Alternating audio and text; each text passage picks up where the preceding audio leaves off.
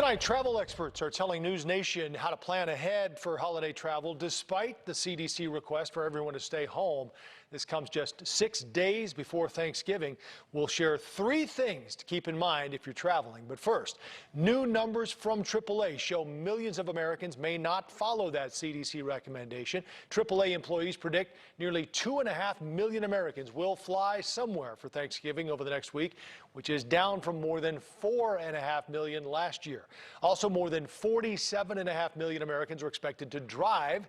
That's down from just under 50 million people. The data also shows another 353,000 people will travel on buses, trains, or cruises. NewsNation reporter Aaliyah Williamson shows us what you may want to consider if you're not staying home.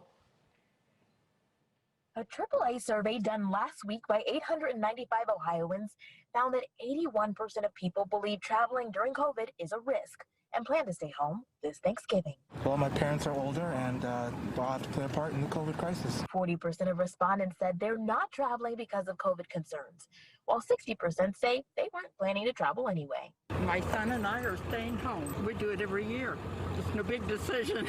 About 15% of people still plan to travel. Of that group, 83% plan to drive, which officials say, compared to other options, is safer. Certainly being in a car by yourself, not making any stops, that is less risky than going to a crowded airport, flying a long distance on a plane, being with a lot of people. If health warnings and spiking COVID cases can't keep you off the road, officials say you should at least make a plan and start now. Plan ahead to minimize the number of stops and routes. Travelers should also be aware of the local and state travel restrictions, including the testing requirements and potential quarantine orders, particularly for the states that they may be traveling to and through.